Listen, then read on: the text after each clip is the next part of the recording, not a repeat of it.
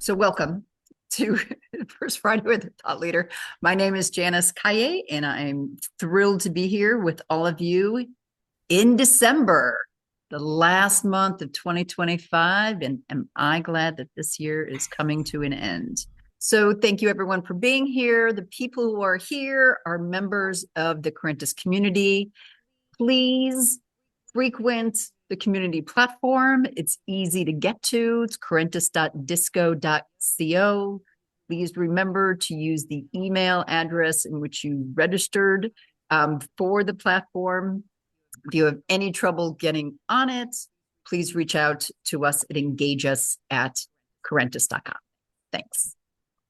And we are thrilled to announce finally the Corentus Team Tools cohort membership, which we have a number of tools on there right now. So thank you for everyone who is already a member and soon to be members.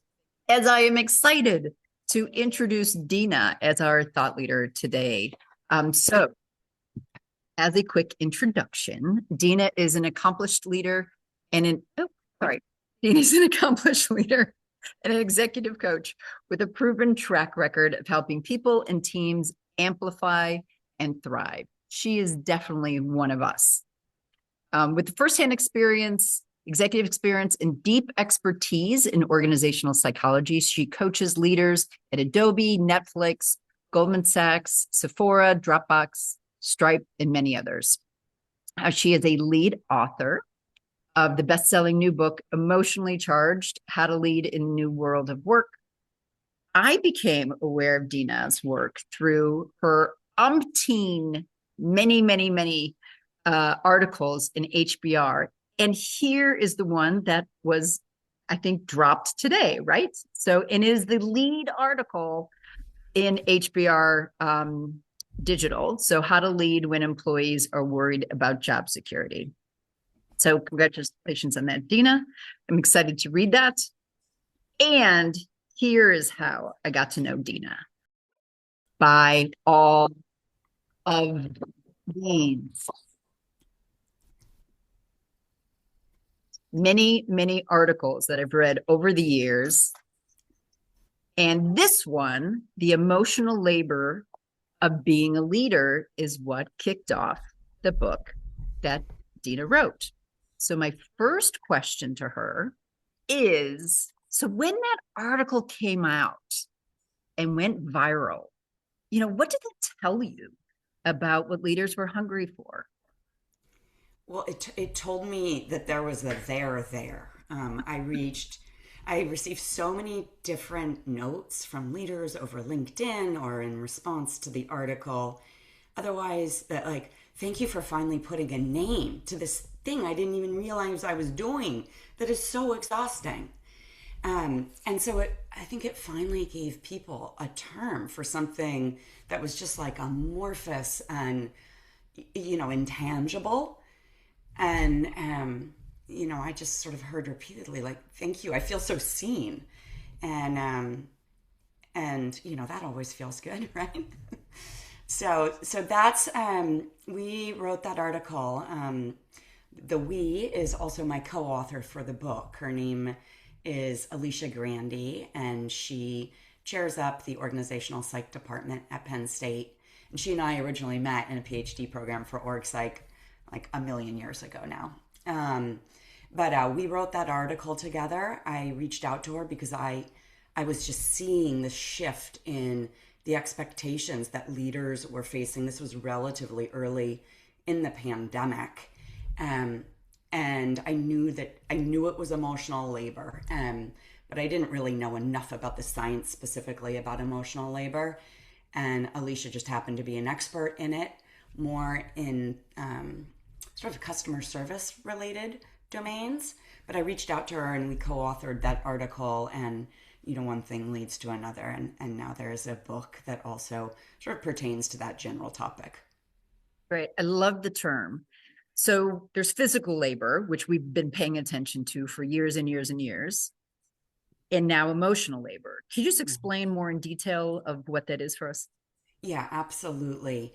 So yeah, it's sort of like the forgotten labor, right? We've got the physical labor, we know when we're doing cognitive labor, right? Like we step away from this spreadsheet and we're like, whoa, I'm cooked. Emotional labor happens too, but it happens a little bit more in the background. The first thing that's important to understand about it is all workplaces have these unwritten, unspoken rules, right? And some of those rules pertain to feelings, like what's okay to show and by whom and in what doses. And emotional labor is technically, it's like the work that we do subconsciously and consciously to display those right emotions at work. And sometimes it means that we suppress how we really feel. And sometimes it means we evoke things we don't feel.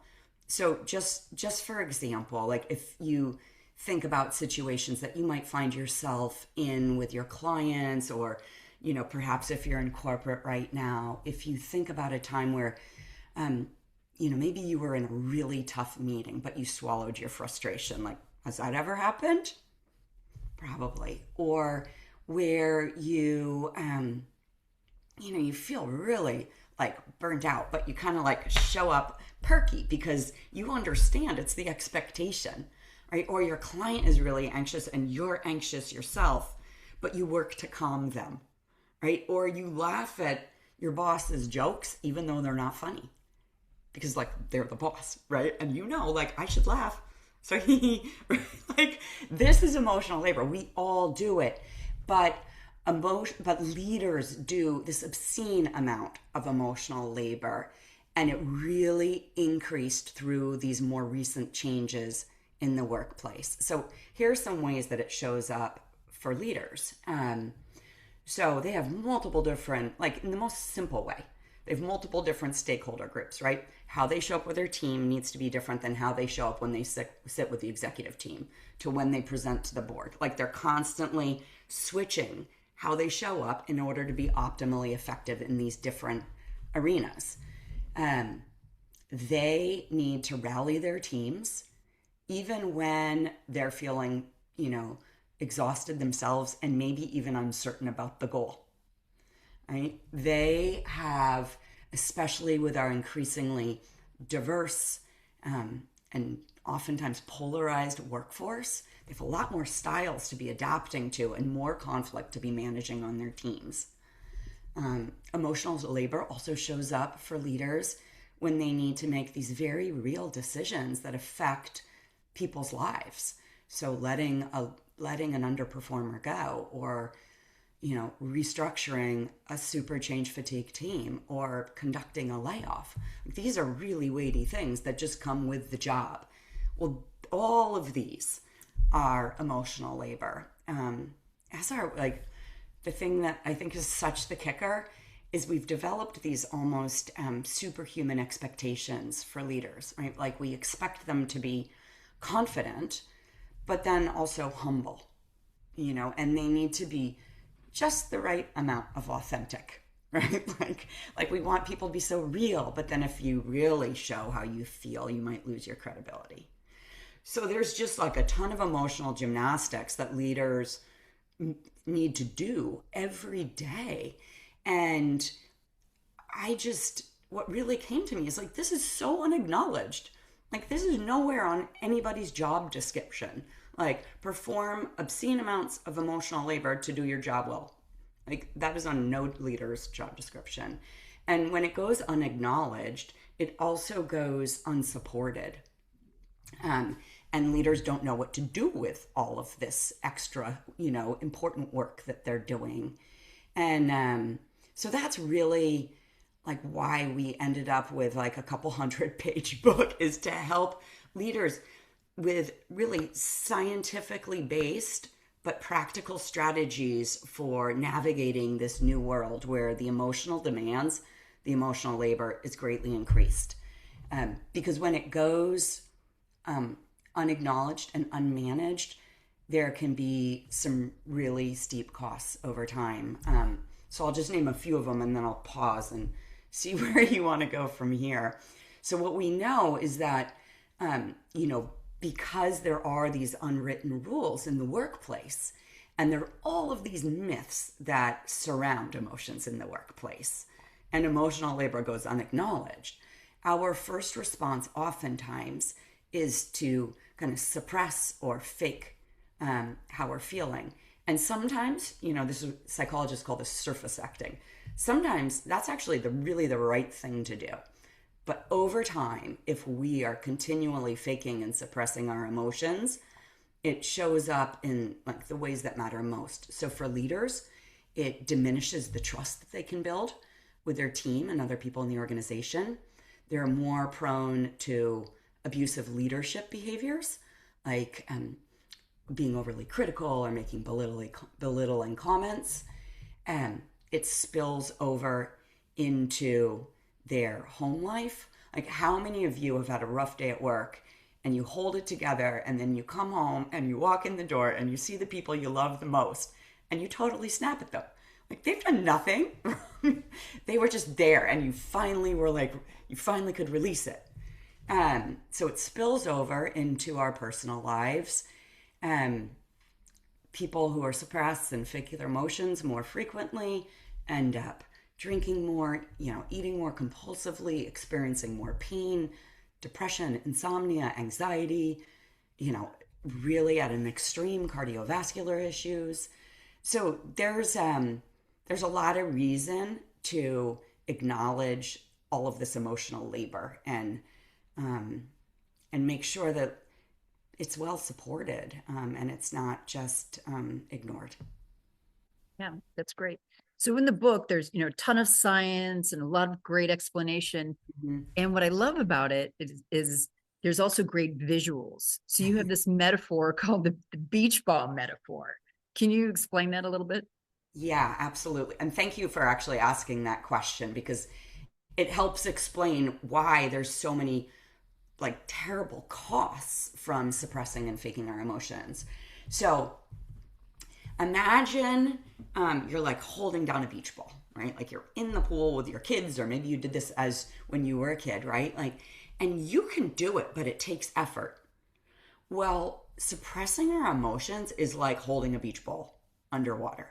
Like, you can do it for a while, but it takes effort. And the thing with life is there's always like another difficult situation that comes along, right? And so now you're not just like holding one beach ball underwater, you're holding 2 or 3 or 4 or 5. And inevitably what happens is these beach balls, like, they pop out, and they tend to pop out sideways, right? And sort of like when you come home and you snap at your family, like they hit somebody else in the face, or maybe even you. And part of the reason is we talk about like feelings and emotions as though they're interchangeable, but they're really not. Emotions, scientifically speaking, have 3 parts. So there's this behavioral aspect of emotion. It's what's on the surface, what other people could see. Like, if we're happy and we smile, or if we're angry and we clench our jaw, right? And this is the part that we're managing in the workplace. But underneath the surface, all emotions have this physiological component. So if you think about, maybe you were in this high stakes meeting and you were put on the spot, some of those internal sensations you might have felt, like whether it was like butterflies in your stomach or sweaty palms, or that like horrible feeling of like your face flushing, that's the emotion stress showing up in your body. So there's this physiological component. And then there's this third component, which is this cognitive element of emotion. And that's how we interpret and appraise the situation. And so, it's sort of like the sense we make out of it. And then we apply this label, like, I'm so jealous, or I feel fill in the blank. This is the element of emotion that is most closely related to like when we use the word feeling. But when we surface act, we're only dealing with that behavioral component, the piece that's on the top. And the physiological element and the cognitive element, those parts don't go away. Like, you need to metabolize them somehow. And when you don't, which I've experienced myself, it can kind of like get stuck, and I've ended up in my own state of like complete emotional burnout because I wasn't, kind of dealing with a bunch of the stuff that was happening in my life. And so I've experienced, despite all that I know about the science of emotions, as sort of this higher achiever, like person who loves to be productive, I can fall prey to this little trap of like just kind of continuing to push like these pesky little emotions off into the back corner. But they don't go away. They find you eventually. And so much what you've been sharing is that of sort of the individual, but you also talk about emotional contagion. Mm, Can you share a bit of that? yeah. So, Because as you know, the majority of us work in teams. So there's the right, individuals, and then there's the emotional contagion that right. happens. Teams, and Yeah. then teams of teams, and Yeah. The impact of the way that leaders think about um, and recognize and regulate their own emotions has an enormous impact on the teams and organizations they lead.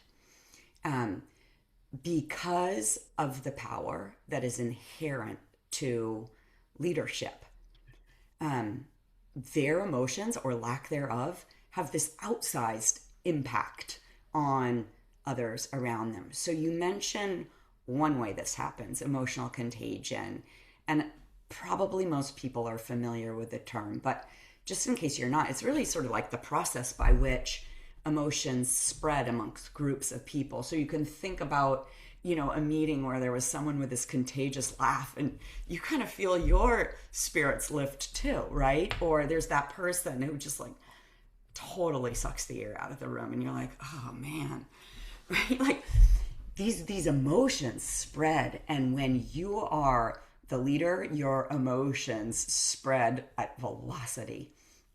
Um, but that's not the only way. So, emotional contagion is one way that emotions spread in organizations. But what leaders also need to be aware of is the second process, which is inference.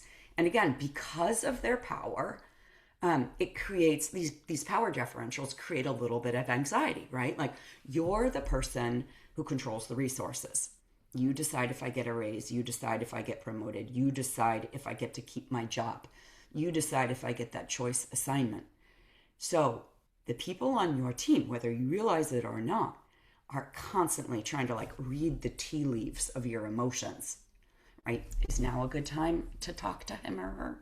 Like, should I ask for a raise this year? Like they're constantly trying to like decipher what you say, what you don't say. Like, did she just slam the door, or like was it stuck and she needed to close it forcefully? Like everybody's trying to figure out like what is going on with them today so that they know how to respond.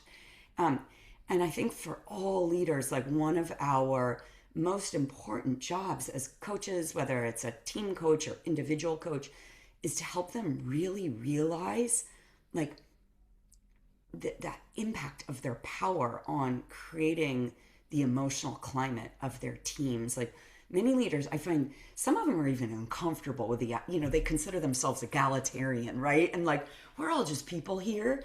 And that's nice. That's really nice. But at the end of the day, these like power differentials still exist. And it does whole organizations a disservice if leaders don't understand and internalize that very real phenomenon, and then invest in their own sort of emotional hygiene, so that they can, take care of themselves as well as show up well for others, and and create, climates that are emotionally authentic and collaborative and cohesive and high performing and all the good things that leaders want. right. I love that term, emotional hygiene. I think that's awesome. I want to open it up to other people. So I'd like for people to feel this is more of a conversation. So Jonathan Sibley, you had a comment. Would you like to come up mute and share, my friend? I'm also thinking that in addition to everything you said, Dina, and thank you, that there are people who bring valid reasons to have to do a lot more emotional work. Mm-hmm. And for example, people who look like me might have less problem than somebody who has a different background and isn't part of the in crowd, for Yeah. example. And I think we should acknowledge that because that can get overlooked. Absolutely, absolutely. Like the first off, we've met somewhere, so nice We to have, see we you again. have. Yeah, somewhere along the way. Um, so yeah, absolutely. Like the sort of like that tightrope of emotional display that certain people need to walk in the workplace, right? It's tighter for women. It's tighter for people of color. Yeah, Absolutely, absolutely. Than bless you, but like a white man. yeah, yeah. So yeah, no, that's very real. Thank you for bringing that into the And just conversation. one other thing, which is this can show up in coaching as well, Hmm. where somebody isn't sure whether they can talk about this, or if they complain to me, will I also see them as the angry black woman or something Yeah, else? yeah, yeah. And coaches like we ourselves, we also do emotional labor, right? And right, there's this whole idea, right? Like, um, to not get so emotionally like invested in your clients' problems, right? To like sort of create this space and um, but like we get very invested in our clients, I think, and we can hold their issues and their challenges long after a session has ended, and that's both beautiful and it also means we need to have really good emotional hygiene, right? And ensure that we don't carry around too much. Vicarious trauma. Yeah, yeah, yeah, yeah. We talk about this one technique in the book, and we sort of ported it in from the medical field. It's where it originated, but it's this notion of compassionate detachment, right? And it's how do you sit in front of stress and worry and strain and trauma day in, day out, and still protect yourself? Right? How do you show up with compassion and objectivity, but then not, I hate to use the word suffer like the collateral damage of that. And, there's far more about that in the book, but part of it is recognizing that there are multiple kinds of empathy, right? There's emotional empathy, right? Which is where we really feel what other people are feeling. And this is a beautiful thing, but like unchecked, it can result in this collateral damage. There's cognitive empathy where we really like step into somebody's shoes, but almost from this more like remove lens. Like we hold them and their challenge in the palm of our hand and we sort of like look at it in order to understand like what might they be feeling, how might this land for someone without actually like feeling it in our gut. And then there's compassionate empathy or empathic concern, which is actually the display of like empathy and compassion for people's challenges. And compassionate detachment is about like kind of pulling these apart and leaning a little bit more on that cognitive empathy than the like feeling it all and being in it with someone. Yeah, I love those distinctions. It's really nice. Thanks. Margot. Question for you. We think about the leader who's sort of overly emotional at times, and then needing to manage that. Um, any thoughts on in your research in your book around leaders who are struggling to display emotions and connect with people in that way? Yeah. Yeah, there's like so much right there in your short, awesome question, which is first off the like overly emotional term. And I'm probably just thinking about this because Jonathan brought it up. But you'll hear that term used more frequently with women. And with men, it's passion. And so it is a value laden term in and of itself. But your real question was about it sounds like the opposite of that, like leaders who maybe are not so connected to their own emotions and struggle to connect on that level with others. Did I hear you correctly, Margot? Yeah. Okay, great. Oftentimes what I've seen is, I'm sort of mentioned it in reiterating your question, is that leaders themselves aren't connected into their own emotions. And it can be very hard when you haven't spent a little time exploring, like, what are all these things I might be feeling, to recognize or go there with other people. A real, like, small case in point of that is like self-compassion, right? We know from the research, for example, like leaders who don't show themselves any self-compassion actually can also have a hard time displaying it to others. And so oftentimes if I'm working with a leader and like what's coming back, let's say from 360 interviews is like, this person's a robot. Like, do they feel anything? Like, some of the work is, it starts with that leader themselves. There's so, and I've got so much compassion for this, right? Like, especially in Western societies, we have been trained like from the neck up. So unless we were born into families where, I don't know, both our parents were psychologists or we've done a lot of our own personal work, this is sort of, can be untrodden like territory, right? Like, I grew up in a family where like we didn't sit around and like talk about feelings at the dinner table. It's like, what'd you get done today? Like, how'd you pull yourself up by your bootstraps, right? Like, that was like the DNA of my family, and I think many others. And so helping leaders, here's something that I find is so helpful, because some leaders feel like, emotions, like, do I really have to, like, is this really relevant? And I'm like, oh yeah, sorry. Emotions are data. They are data. They are such critical information for not just navigating our own careers and sustaining our own performance and our own health, but also for leading cohesive, high-performing teams. And when leaders start to think about emotions as this additional source of data that's literally at their fingertips, they start to come around a little bit more quickly to the notion of it. And so I see hands like popping up everywhere. Margot, did I answer your question before I move on? You're starting to get it, and I just would say there's like one like click if if you were working with a leader of that where the team has given that kind of feedback, how might you break through to help them connect to emotion and be more comfortable with it? Yeah. So it starts with like exploring your own emotional territory, getting kind of comfortable with it and a little bit attuned, and then normalizing emotion. And this does not mean you need to bare your soul to your team, right? Like, we can create an emotionally authentic climate.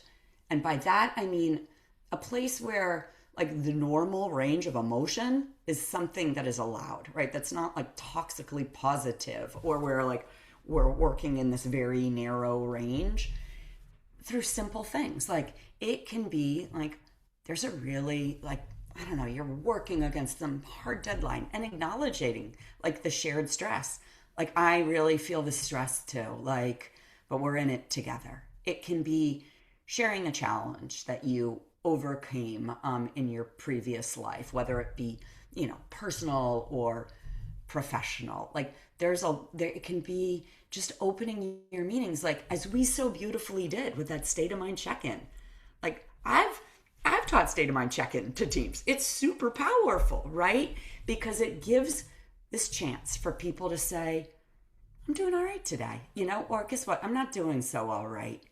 And then just like building on that, like I think leaders are more scared of emotions than they need to be, because because of the myths, because we haven't been trained, and they just need, it's like training wheels. Like we can go there slowly. I'm going to bring Tosca in and then go to Grace, then Alexander. Tosca, do you want to share your question about gender differences and then neurodiverse colleagues as well? I kind of said what I was thinking in the chat, but just yeah, so what I said was we are socialized as women, I feel, to be capable of and always engage in emotional labor. We are socialized and maybe biologically primed. I don't know about that exactly, but to constantly do this environment scanning, like how is everybody doing in my environment? And do I need to do something to take care of somebody, right? And then so that's a self-imposed pressure. And then we're also expected in the workplace often, right, to do that. And I was just saying that's a strain. On the neurodiverse side, yeah, I mean, emotional labor, the way we neurotypical people understand it is not necessarily something that will resonate or will show up in the same capability or not the one that we necessarily as neurotypical people may recognize. So that causes disadvantages. And then finally, I was thinking Yeah. about um, emo the way emotions are labeled or judged is also gendered in my experience. So tears are considered in the workplace a negative, often a negative emotion, and are associated more with women, etc., and labeled negatively. But anger, impatience, or stonewalling are not considered by the men, in my experience, who show that as emotions. They think that that is something else, like coming still out of rationality. And I think that's kind of bullshit. So, Yeah. okay, thank you so much for like all of those additions. And yes, yes, and yes.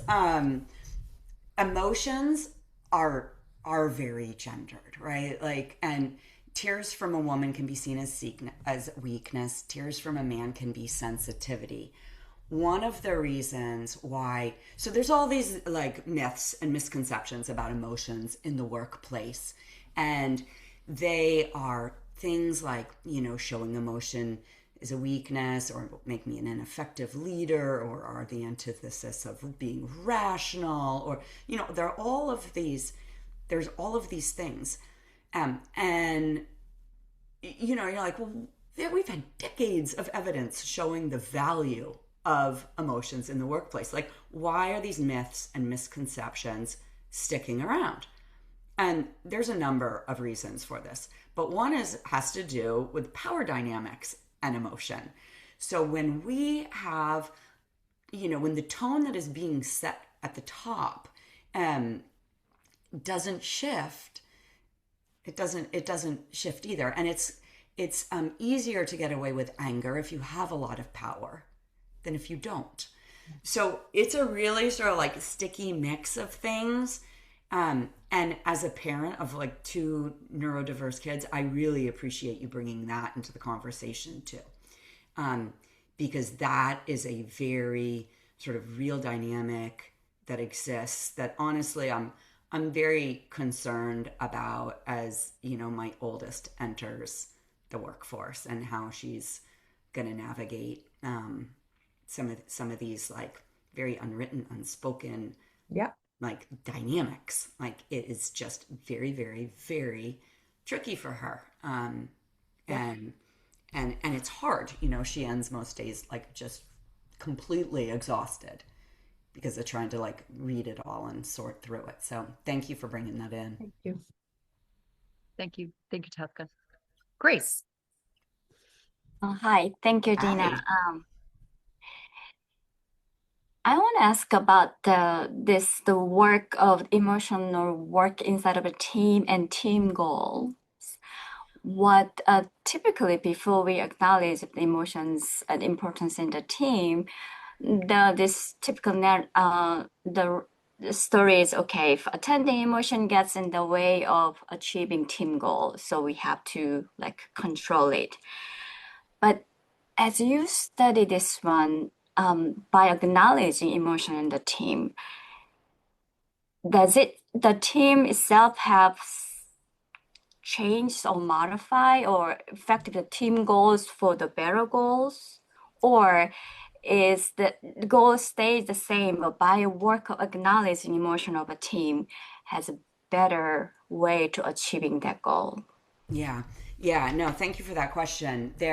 It's all cited in the book, but numerous studies have shown that leaders who normalize sort of this fuller range of expression of emotions, and I'm not talking about people like running around like raging, right? I'm talking about appropriate expression of emotions, just not suppressing them. We know that those teams are more resilient, they're more creative, they're more effective at solving problems. People feel safer, right? And we all know that psychological safety on a team like unleashes innumerable benefits. And so, yeah, you can find if you need the data to back that up with one of the leaders you're working with, it's all in the book. And I actually did write an article that pertains to this. This is also on HBR, and I think it's called "The Best Leaders Normalize Emotion." And I offer this frameworks are helpful for people. So anyhow, it's the 4 N's. Alexander.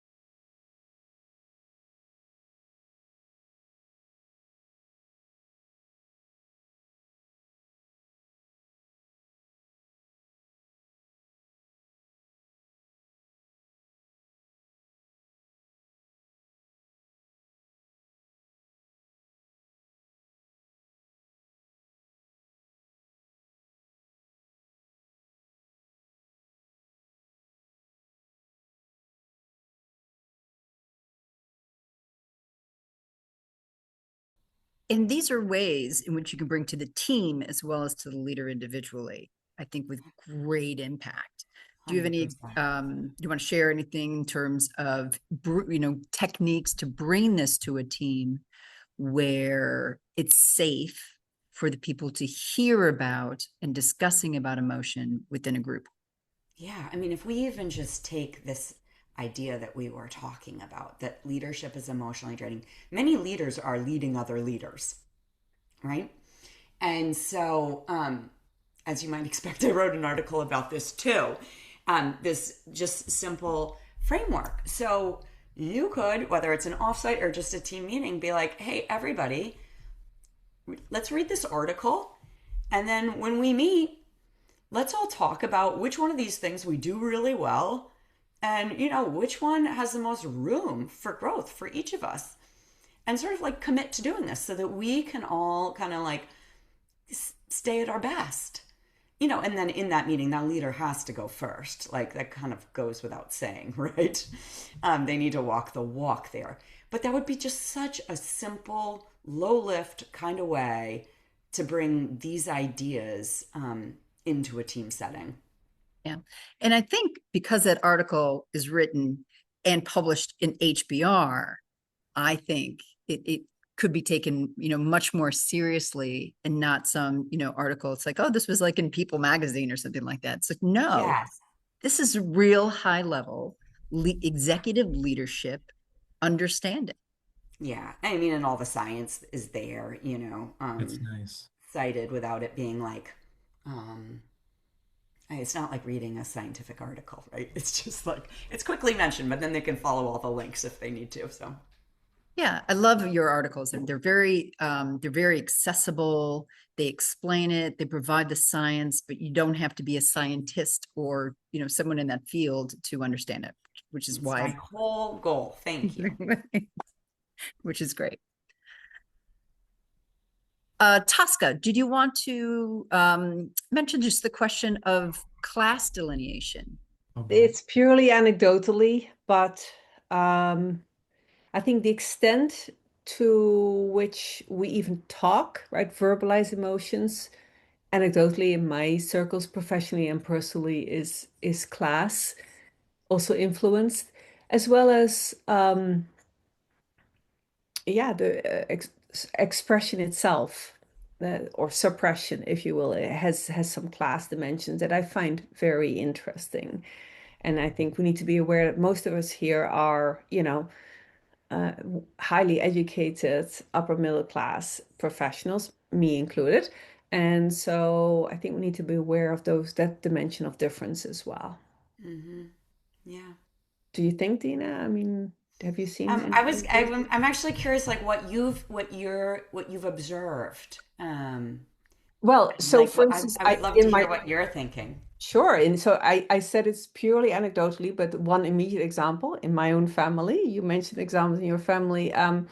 I my husband comes from a working class background and is a straddler. Through education, came into the middle class, and we have often talked about the fact that just there was no talk about emotions. The only emotion that was expressed is anger or shutting down, right? And that was particularly in the males across his whole lineage of his working class Italian American family was the dominant way. And that's also what even the females in his family are socialized. I'm not only speaking about that anecdotal example, but I live it on a daily basis. Mm-hmm. And therefore also looking down on people who are much more expressive or who go to therapy, etc. There's clear class dimensions to all of that, I think, anecdotally. Yeah, I'm unaware of actually research that would support that broadly. That doesn't mean it doesn't exist, but I think you do bring up a very real dynamic, right? Which is role modeling has a huge impact on us. Even if we just remove class, like what your husband saw and learned, was sort of like really a lot of one emotion and less of a bunch of others, and so for him to bring that with him into his adult life makes makes all the sense in the world, right? It's And also it's sort of like, contagion. what does he do with this awareness? Is Yeah, really yeah. like the And then question. we also know, right? I've seen some research that the number of words that parents in working class families speak with their children is much less than amongst educated in families, much less. So, and the words that are used are all about practical things. They're not about, oh, tell me more about how you thought or felt about something. That's just not discussed. Yeah. Yeah, I mean, there's even just like, sometimes in sort of lower socioeconomic statuses, right? Like we're talking about people who need to work 2 jobs to make ends meet. There's not like 45 minutes of like snuggles and like bedtime stories, No. right? So from that way alone, right, it affects everything. Exactly. Thank you, Jessica. Mishika? And this will be the last question of the hour. I'll be sure. Yeah, okay. So Dinah, thank you very much for sharing all the tips, and I learned a lot today. I'm Japanese, and half of my coaching clients are Japanese, and so they tend to be, repress both the positive and negative emotions for the sake of harmony. They don't want to stand out. And sometimes I want to yell at them, that you have to say what you're feeling, otherwise we cannot move forward. But what would be the nice way, gentle way to move them as a collective group to kind of nudge them to open up a little bit more? That the using that an article is one way, but I don't know even that would be a little too obvious to the most Japanese population. So do you have any other tips? I like to. I'm Yeah, interested. I mean that is a great question that I'm going to noodle on long after this call ends, right? Because you're dealing not just with sort of an organizational culture, right? Like with a national culture, which is I mean, you think about these like circles of culture that can surround an individual. Gosh, I think I would probably, and it's sort of like my go-to when is pointing out like the benefits that could come and starting slowly, right? And anchoring to, what is this leader trying to achieve? Like, what is meaningful to them? What is it that they want to build and grow and do with their team? And then, sort of linking a wider range of emotional expression to that thing that is meaningful to them. Thank you all. Thank you, Dina. Huge round of My applause. pleasure. People come off mute and please share your feelings to Dina. And thank you. Thank you. That's right. Dina, that was amazing. Yeah, how do you really feel? Yeah. No, and I love how thoughtfully you describe different groups of people. I just want to imprint that on my brain. Thank you. Oh, thanks. Thank you, Dina. Very much. Yeah, thank you. Thank you all. Have a happy Thank holiday you. season, everyone. And we'll see you on January 2nd in the new year.